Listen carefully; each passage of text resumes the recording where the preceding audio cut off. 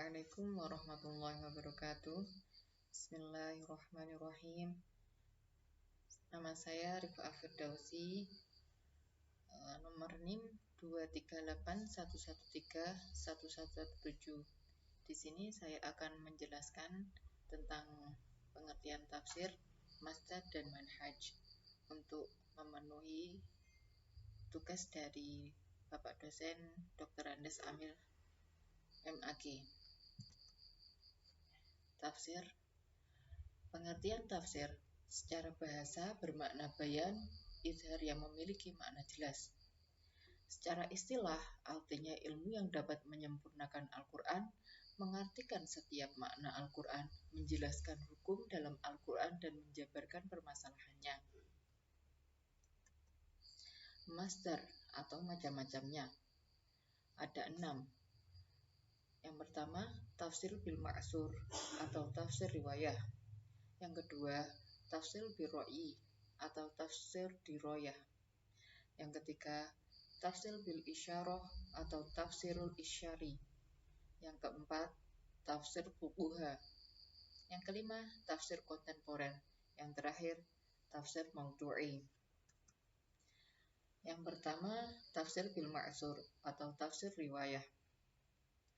Tafsir bil ma'sur merupakan metode penafsiran ayat Al-Quran satu dengan ayat lainnya. Penafsiran hadis dengan perkataan sahabat Nabi Muhammad SAW. Tafsir ini juga dapat dijadikan penjaga diri agar tidak tersesat dalam memahami kitab Allah Subhanahu wa Ta'ala. Contohnya, Jami'ul Bayan fi Tafsirul Quran, Ma'alimut Tanzil, Al-Muhairil Al-Wajiz fi Tafsir Al-Kitab Al-Aziz, Tafsirul Quranul Azim. Yang kedua, tafsir bil ra'i atau tafsir diroyah. Tafsir bil ra'i terbagi menjadi 2. Yang pertama, tafsir bil ra'i al-mahmud atau diperbolehkan. Tafsir jenis ini merupakan metode penafsiran Al-Quran dengan ijtihad berdasarkan ilmu usul dalam ilmu lughah, ilmu syar'i dan ulumul Quran.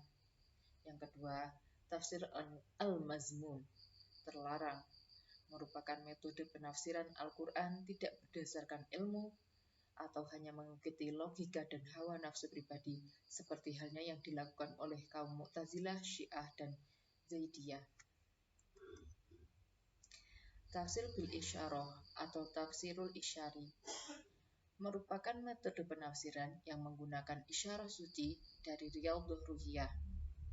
Tafsir ini bisa disebut dengan tafsir sufi atau tasawuf. Hukum tafsir ini adalah ikhtilaf, yaitu ada yang melarang namun ada juga yang menerima. Contohnya, Haqaiqut Tafsir, Al-Kasaf wal Bayan, Ibnul Arabi dan Ruhul Ma'ani. Tafsir fuqaha. Tafsir ini merupakan metode penafsiran dengan menonjolkan tafsiran hukum dalam Al-Quran. Tafsir ini ada yang diperbolehkan untuk dijadikan pedoman, ada juga yang melarangnya. Contoh Ahkamul Quran, Ahkam Al-Quran, Al-Jami'iyah li Ahkamil Quran, dan Al-Sarratul Yami'ah, dan lain-lain. Yang kelima, tafsir kontemporer merupakan kumpulan kitab tafsir yang ditulis oleh ulama kontemporer seperti Jawahirul Tafsirul Quran, Al-Manar, Al-Marughi, dan Al-Munir fil Aqidah, dan lain-lain. Yang terakhir, tafsir maudhu'i merupakan metode penafsiran dengan menyusun ayat Al-Quran menjadi sebuah tema. Contoh kitab tafsir maudhu'i yaitu Al-Futuhat Al-Rabbaniyah fi Al-Tafsir Al-Maudhu'i Al-Ayatul Quraniyah. Manhaj atau metode.